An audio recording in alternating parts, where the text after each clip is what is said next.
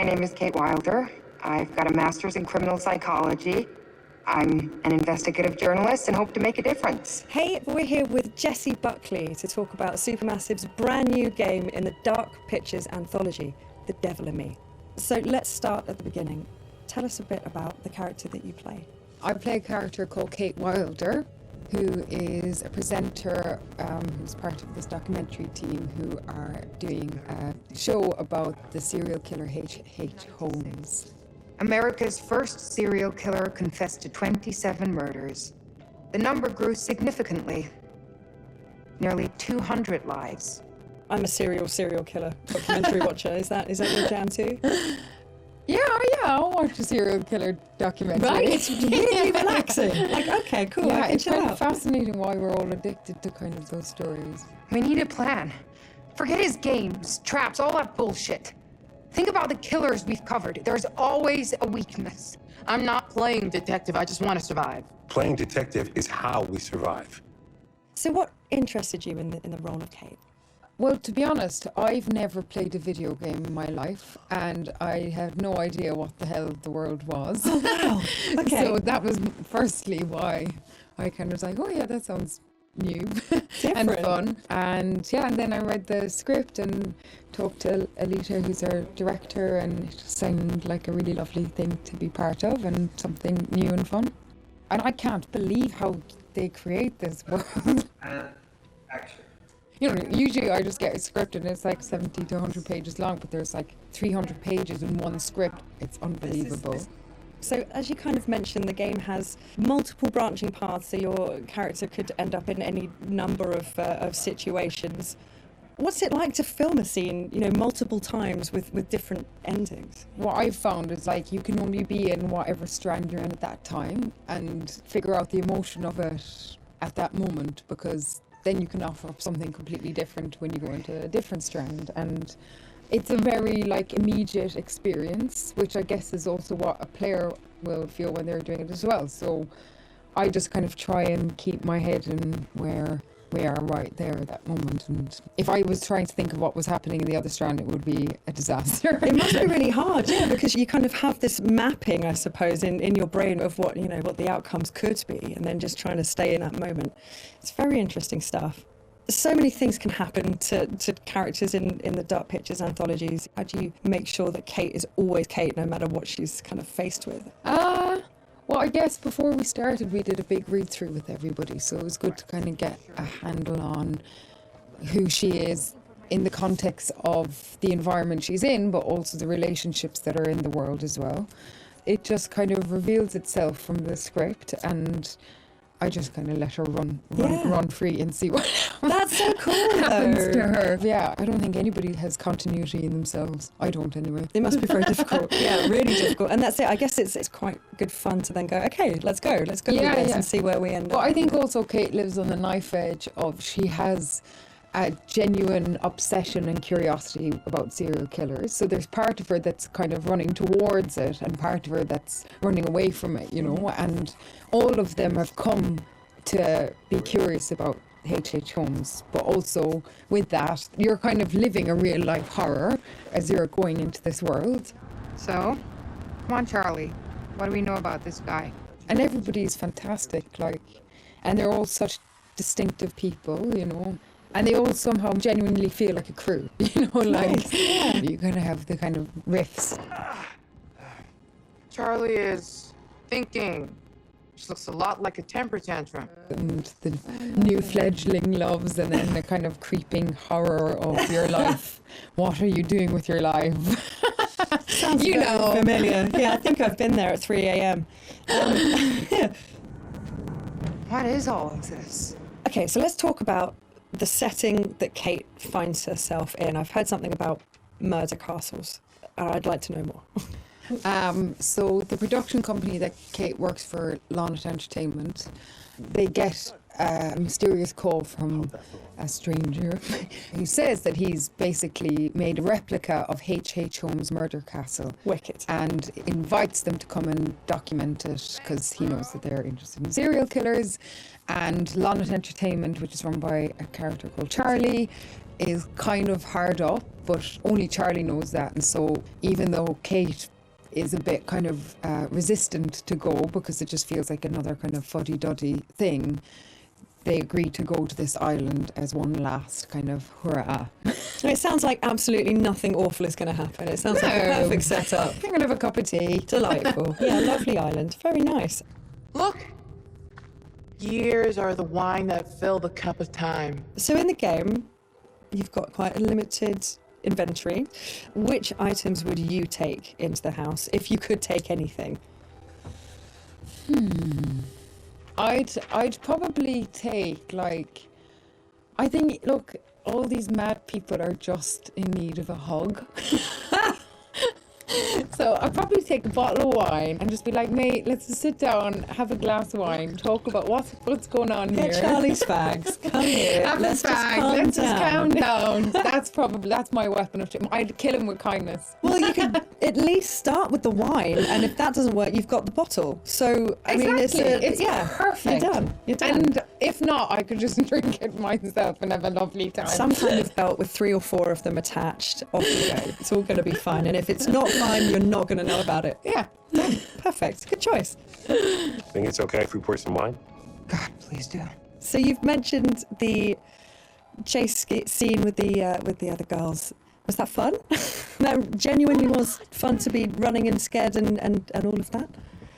Yeah, it's always fun. I mean, I think everything's kind of fun.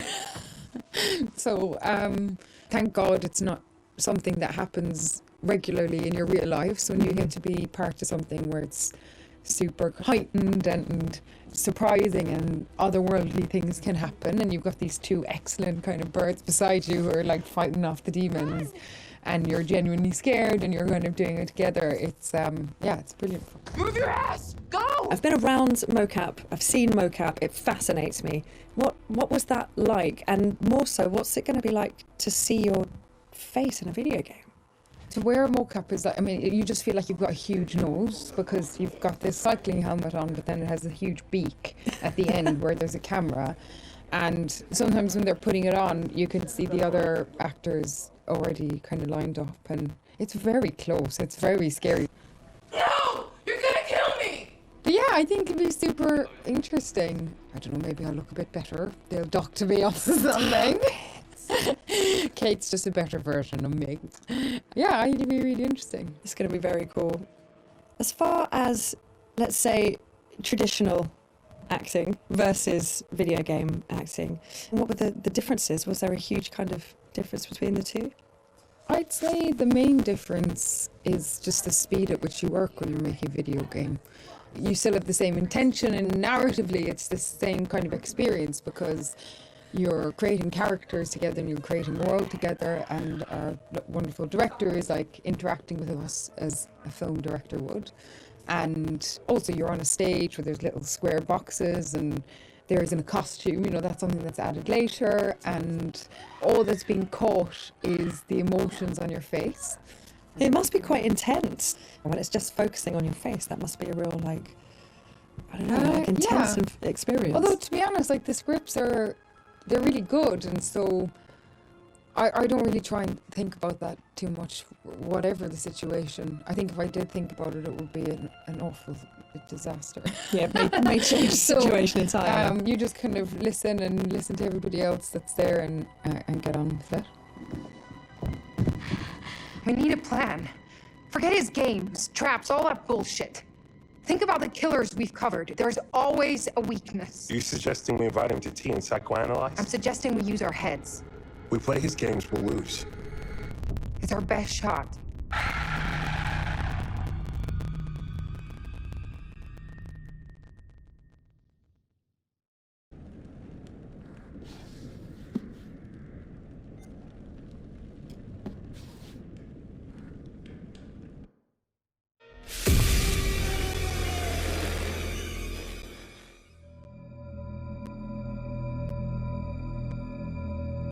Torture chambers, secret passageways, vats of acid, and deadly vaults.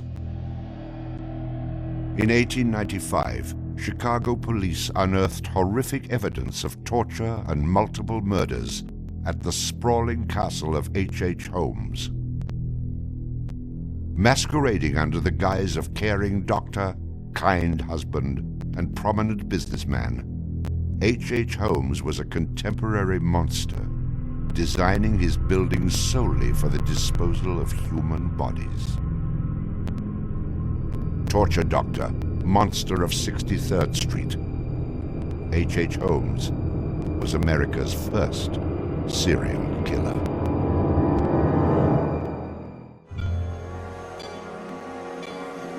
Just south of Chicago, the suburb of Englewood was thriving with commerce.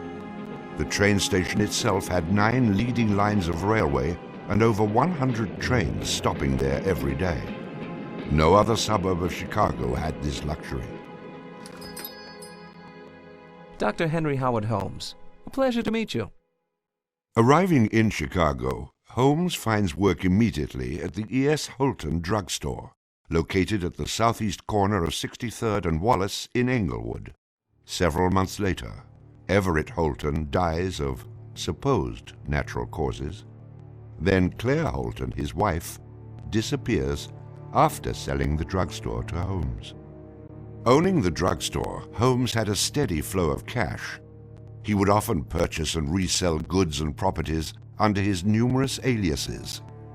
In addition to scamming creditors, Holmes obtained his funds from other phony inventions, such as a mineral water elixir, which in reality was obtained from the city's water supply. 1888, Holmes secures a lease on the vacant property across the street from the drugstore, the southwest corner of 63rd and Wallace. It is here that Holmes will make his horrific dreams come true. He will construct a building for which the entire world will remember him. Fantasies start very young, and so what he did then was he took a step furtherance of his fantasies to make it reality. And probably, if we had done a little bit of an investigation back then, we would have seen things like his plans, but not just plans for a building, because we'd expect to see architectural plans, but plans for his torture rooms. For the suburb of Englewood, the building Holmes is erecting at 63rd and Wallace is a massive construction project. Day after day, passers-by stop to gaze at the spectacle of the many laborers working together to create a magnificent new edifice in their neighborhood. Englewood residents were so impressed with the massive building that they named it the Castle. From its outward appearance, it seemed rather normal. But like the duality of Holmes, the exterior and interior of the building were extremely different. Holmes himself was the architect of the building. He was the only one who knew its design. There was this constant turnover of workers on the building. He would hire a mason to put in a wall and then fire the guy, or hire somebody to put in part of a staircase and then fire him. And there seemed to be several very sinister reasons behind that. One was he managed not to pay a lot of these people because he was always claiming that they were doing incompetent work. But the other, much more insidious reason was that no one except him really had a clear idea of what the structure of the interior of the house was. He had a huge bank vault installed in one of the rooms. And the way he did it was he put the vault in first while the building was under construction, and then built the room around it. And he bought this thing on credit and then refused to pay for it. The bank company said they were going to repossess the vault. Holmes said, well, come on in and do, but if you damage my building in any way, I'm going to sue you for everything you're worth. The bottom floor of the castle housed a pharmacy, jewelry store, barber shop, restaurant, and a blacksmith shop. Behind this innocent facade was a Gothic house of horrors designed by the mind of a monster.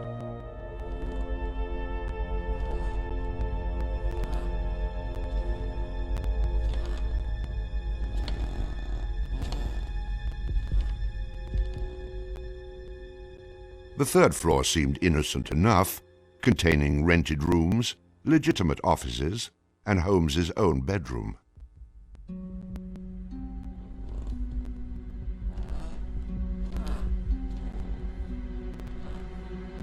but it was the second floor that contained 35 rooms, many specifically designed as killing chambers.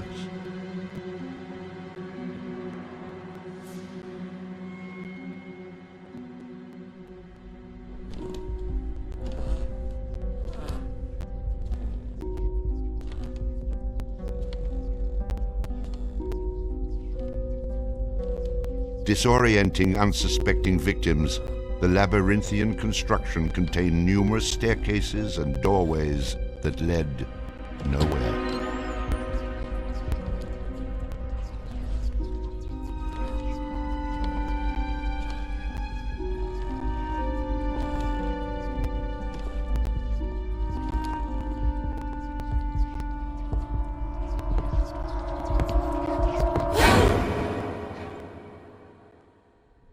For a quick method of hiding a victim's body, a concealed greased chute and trapdoor led directly into the basement of the castle.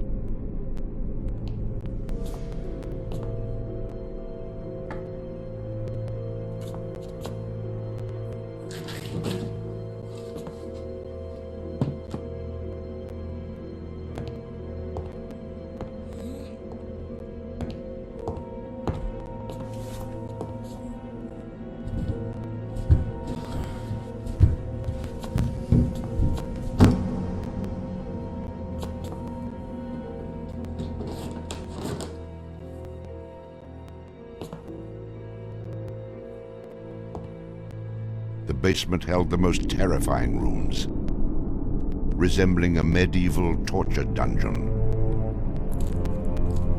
Acid vats, quicklime pits, and a crematorium disguised as a glass-bending furnace were Holmes's favorite methods of immediate body disposal.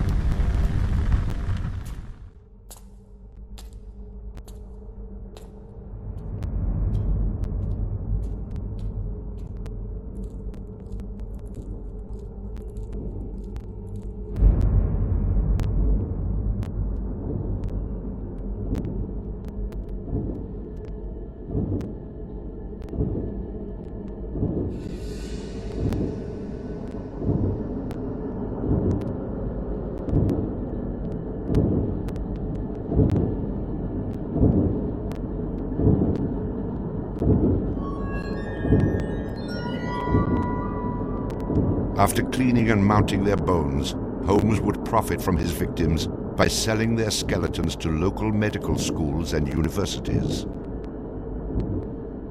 Holmes would make a killing in Chicago, financially and literally.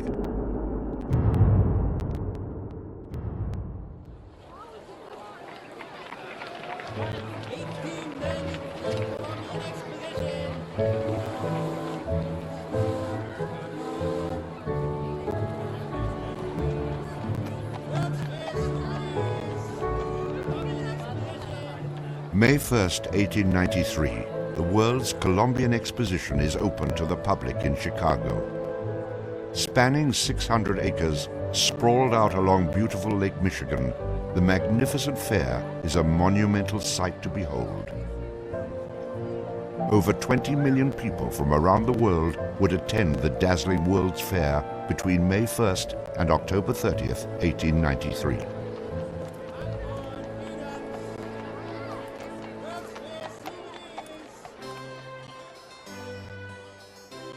Holmes utilizes the World's Fair as the perfect opportunity to capitalize on his demented design of the castle. Located only a few miles from the World's Fair, Holmes's castle was perfect lodging for tourists. Holmes decides to rent rooms to visitors of the fair. He entirely renovates the upper floors of the castle, bringing in the most modern furnishings and luxuries, all purchased on credit, which Holmes had no intention of repaying. In addition to placing newspaper ads for rooms to rent, Holmes visited the fair with several of Benjamin Peitzel's children, preying on elderly women who flaunted their wealth, making sure he invited them back to the castle for a warm night's stay in a soft bed. They're not calling their relatives, telling them where they're at. They just know that they're going to Chicago to see the Columbian Exposition. perfect victims because they're unknown in the city. Their relatives, wherever they came from, know that they were coming to Chicago, and they never came back. Now, how do you start to find them? They don't even know where they stayed. Perfect, easy victims. I'm sure some of them got in and out of his place with no problem. And others, they walked in and they never checked out. Some of the rooms had been completely lined with asbestos to make them soundproof. Hidden in Holmes's office was a master control panel which connected to gas lines leading into airtight sleeping chambers. Holmes would lead his victims into the rooms, lock them in, and turn on the gas, asphyxiating them while watching their demise. Let me out! Holmes, let me out, please! Holmes! Holmes! Holmes, please! Holmes! At the height of the World's Fair, Holmes masterfully juggles his castle businesses, renting rooms, dodging creditors, selling skeletons, and attending to the needs of the many women in his life. I have had many young ladies in my employ, most of whom are still living in and about Chicago, whose parents and friends know only too well that far from being their seducer, I have done much to materially help them in their narrow lives. Being a personable, attractive young doctor and businessman, Holmes won the hearts of many women throughout his life. At one point, Holmes managed to secretly have 3 wives, each never knowing of the others. In 1890, Julia Connor became Holmes's employee and mistress, living at the castle with her daughter Pearl. When she became pregnant and demanded marriage, Holmes agreed on the condition that she allowed him to perform an abortion on her. She agreed. Neither Julia nor her daughter Pearl were ever seen again. Just a week later, Holmes sold a clean, articulated skeleton to the Hahnemann Medical College for nearly $200. In 1892, Holmes acquired another mistress, Emmeline Segrand, and employed her as private secretary. Holmes sent Emmeline into the vault to retrieve some papers and sealed it, suffocating her to death.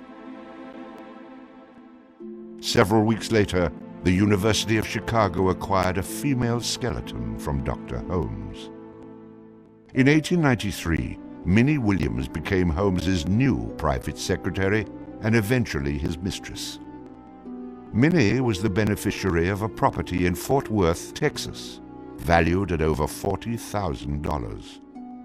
Holmes murdered Minnie and her younger sister Nanny after having Minnie sign over the Fort Worth property to him. In 1894, Georgiana Yoke became Holmes's 3rd wife. He married her under the name Henry Mansfield Howard. Like his other legitimate wives, Georgiana lived out her entire life. On July 19, 1895, Chicago police enter the Holmes castle. The world would now learn of the horrors that the castle had kept secret for so very long.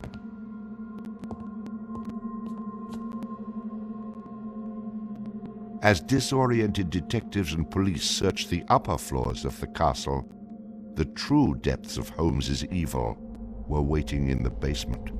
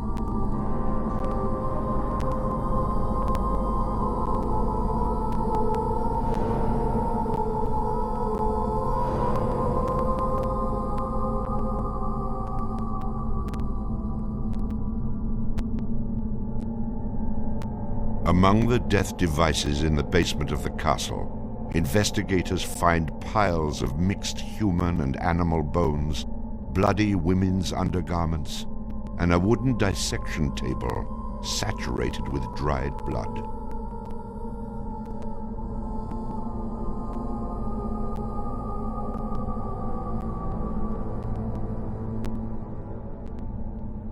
Chicago police were inundated with names of people reported missing from the World's Fair.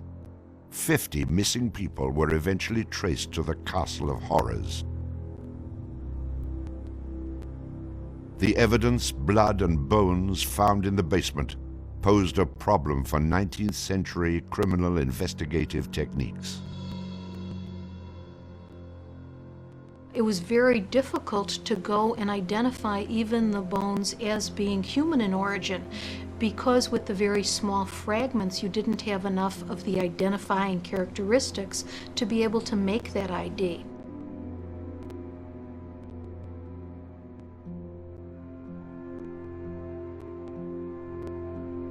The world is now calling Holmes the monster of 63rd Street, torture doctor, and the modern Bluebeard. Overnight, Holmes transforms from arch-swindler to arch-fiend. A Chicago journalist calls Holmes a multi-murderer. The Holmes case generated this incredible amount of national attention and really international attention. Really in his own time and in America, Holmes was much more notorious and more widely known than Jack the Ripper, who was a contemporary of his.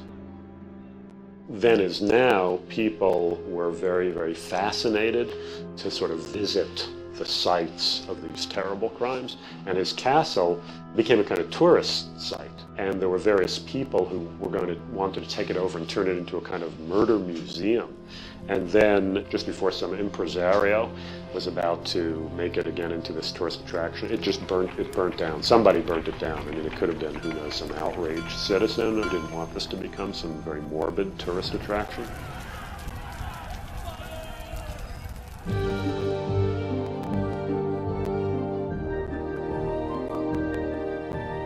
Holmes's trial was kind of the O.J. Simpson trial of the day. It just generated this huge amount of publicity. The case had become a kind of national obsession. Of course, there wasn't CNN or Court TV back then, so it couldn't be covered quite as relentlessly, but it was covered very, very extensively. There were true crime books and pamphlets and all kinds of stuff.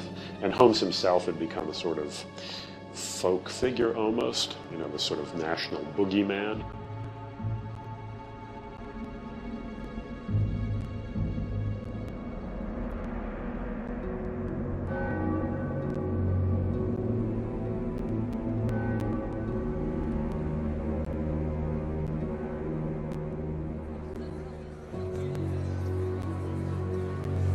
The courtroom fills for the final verdict to be read. Holmes becomes extremely nervous when not one of the jury members looks at him. In his entire criminal career, this is the moment Holmes never believed would occur. He is found guilty of murder in the first degree. Herman Webster Mudgett, alias H.H. Holmes, would be hanged on May 7th, 1896.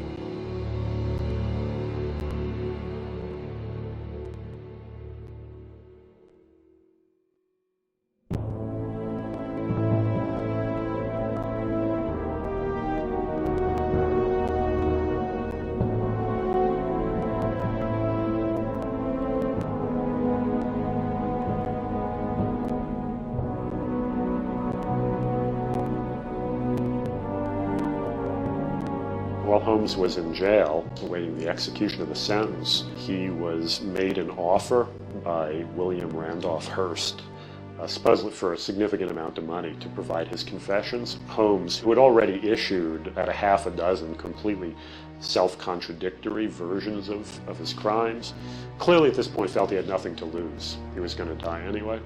In this confession, he did a complete about-face and portrayed himself as the worst monster who ever lived. He just basically confessed to every crime anybody had ever suspected him of and threw in a few more for good measure. He's reliving the fantasies after the fact now.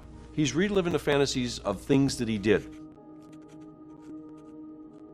She was very willing to do this and prepared to leave the vault upon completing the letter, only to learn that the door would never again be opened until she had ceased to suffer the tortures of a slow and lingering death. The partial excavation in the walls of this room found by the police was caused by Latimer's endeavoring to escape by tearing away the solid brick and mortar with his unaided fingers. I closed the door and turned on both the oil and steam to their full extent. In a short time, not even the bones of my victim remained.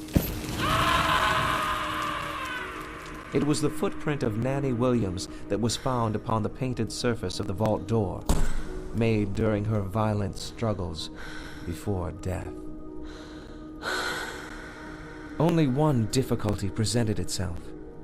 It was necessary for me to kill him in such a manner that no struggle or movement of his body should occur. I overcame this difficulty by first binding him hand and foot, and having done this, I proceeded to burn him alive by saturating his clothing and his face with benzene and igniting it with a match. As soon as he had ceased to breathe, I cut his body into pieces, and by the combined use of gas and corn cobs, proceeded to burn it with as little feeling as though it had been some inanimate object. I immediately took them to the Vincent Street house and compelled them to get within the large trunk, through the cover of which I had made a small opening and ended their lives by connecting the gas with the trunk. Then came the opening of the trunk and the viewing of their little blackened and distorted faces. Then the digging of their shallow graves in the basement of the house. The ruthless stripping off of their clothing and the burial without a particle of covering save the cold earth.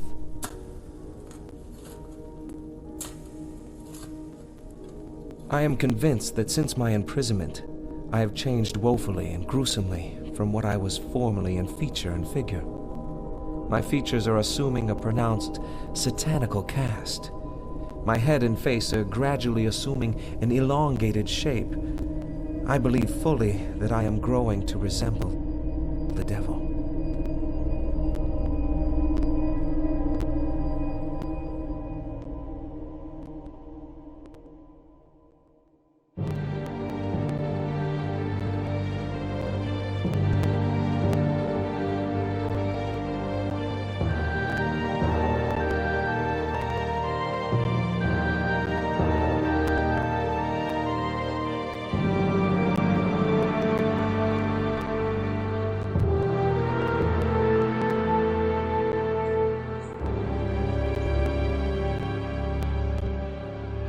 On the gallows, just before he died, he recanted. He claimed that the confession that he had published was a complete fabrication. The extent of my wrongdoing in the taking of human life consists in contriving the killing of 2 women that have died at my hands as a result of criminal operations. That is all I have to say.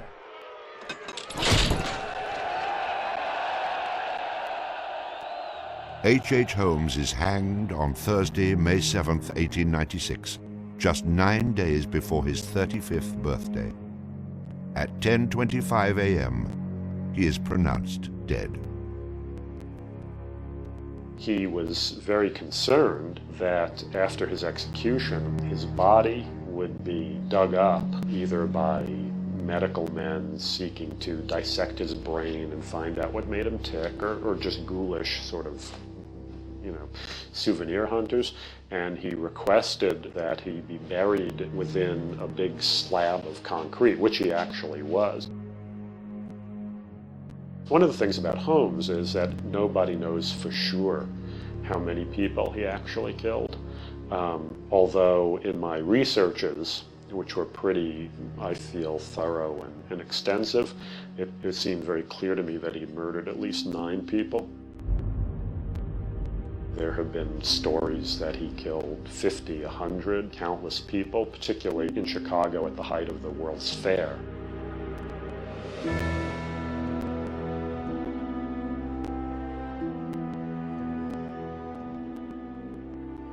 How many people did Holmes actually murder? Most likely, no one will ever know.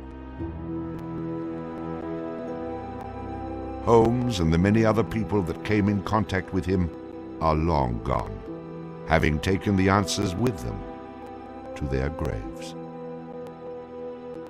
I was born with the devil in me. I could not help the fact that I was a murderer no more than the poet can help the inspiration to sing. I was born with the evil one standing as my sponsor beside the bed where I was ushered into the world. And he has been with me since.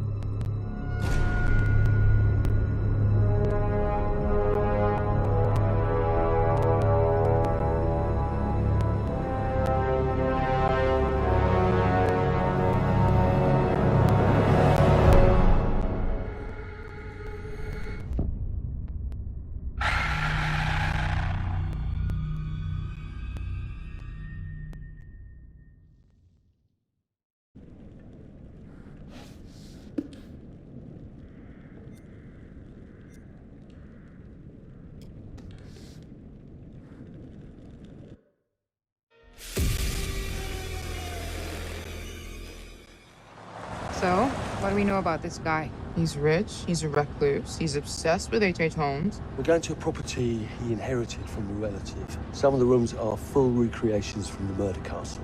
Dumet has blueprints, documents, artifacts. Totally sane, I'm sure. There are various elements we knew we wanted to explore when designing the hotel. From developing areas and set pieces that generated a constant sense of uneasiness and tension, to memorable trap rooms that forced the player into frantic life and death decisions. I'm so sorry.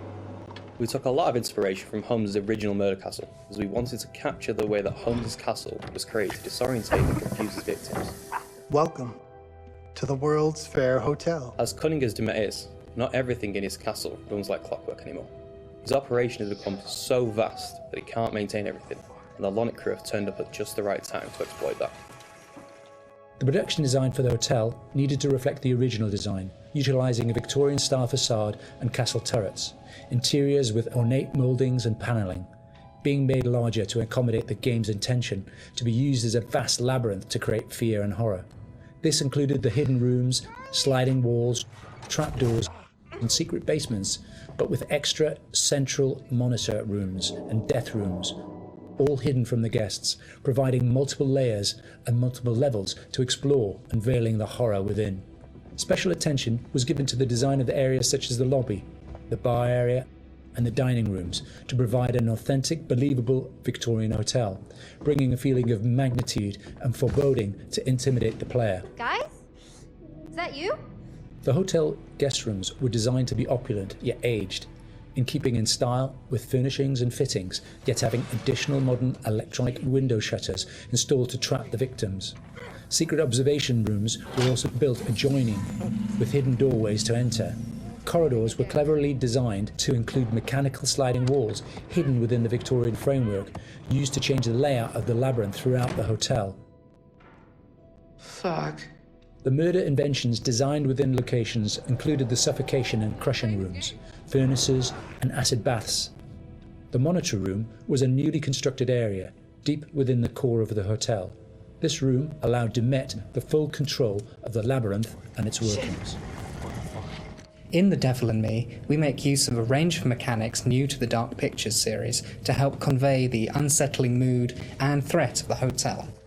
With an expanded focus on exploration, the player spends a lot of the time exploring the hotel's labyrinthian corridors, and as each character revisits a shared area, the feel of it changes.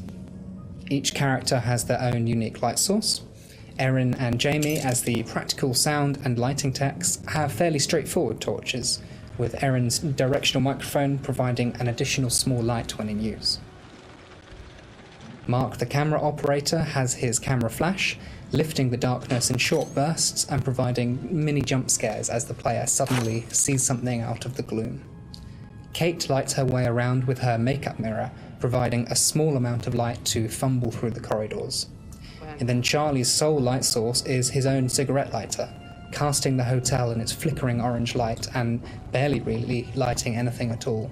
Jamie, over here. Each character experiences these shared areas differently through this, adding to the sense of the familiar hotel rooms changing with each visit. It's amazing. The Island Hotel was originally built in the 1890s. It was converted into a spa later on until it was abandoned and finally chosen by Dumet for his murder playground. Some parts had been restored, like the rooms the characters stay in and the lush lobby and bar areas on the first floor. We work closely with concept art and art direction to create distinct color palettes and ornate assets that made those areas more inviting while still leaving something unsettling about their imperfections. But elsewhere, we could show the hotel and spa's original treatment rooms and the indoor pool which had fallen into disrepair and other thematically different places. Our second challenge was getting into Dumet's head. We knew that he was supposed to be a very meticulous man. He's the sole architect of this place and proud of his creations. Some rooms are deliberately left in disrepair. We created them with the base layers showing, and we scattered building equipment around to tell the narrative that Dumet still has plans for them. Others he had completely purpose-built. That's where we used a mix of old brick and breeze block materials next to each other to create contrast. And on top of that, there are traps everywhere.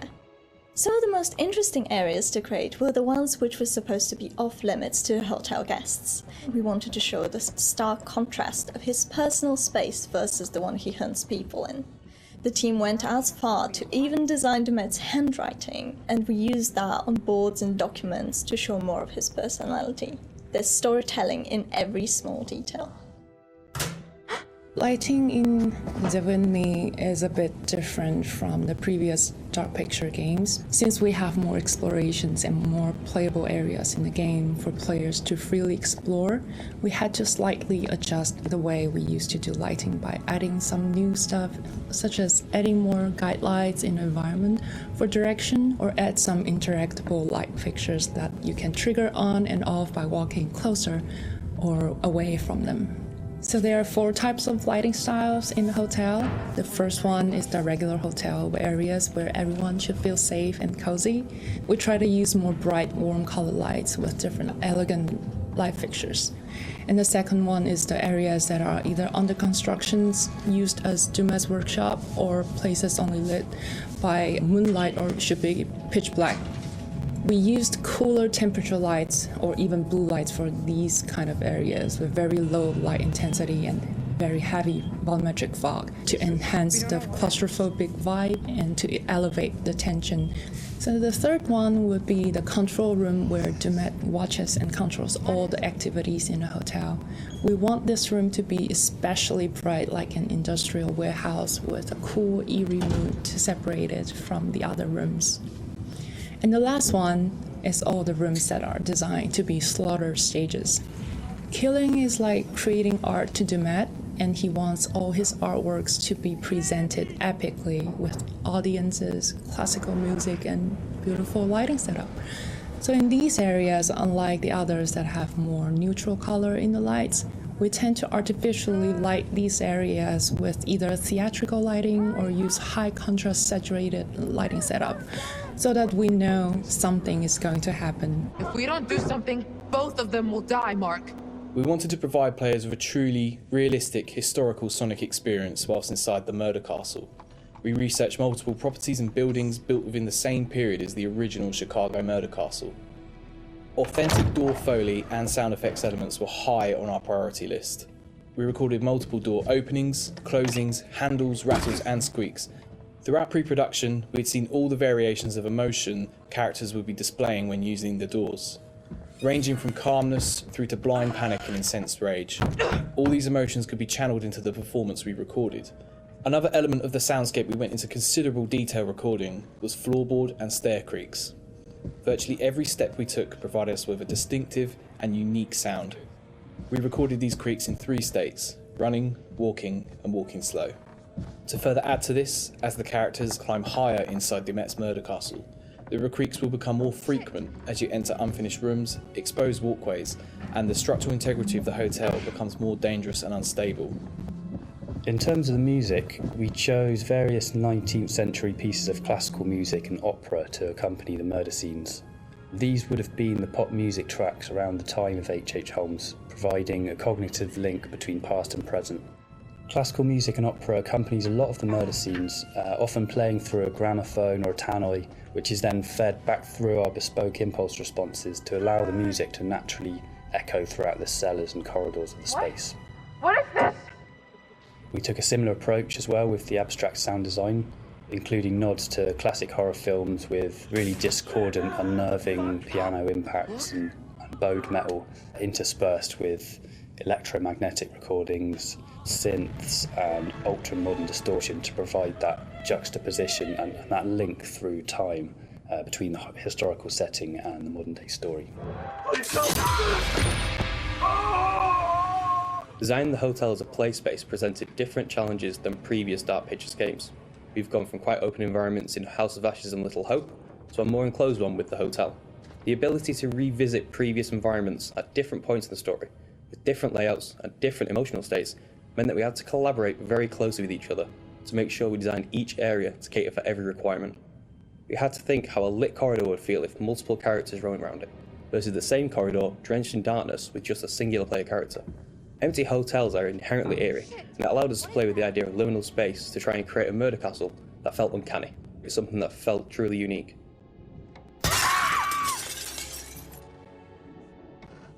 It's me! Get in here! Jamie? Thank God.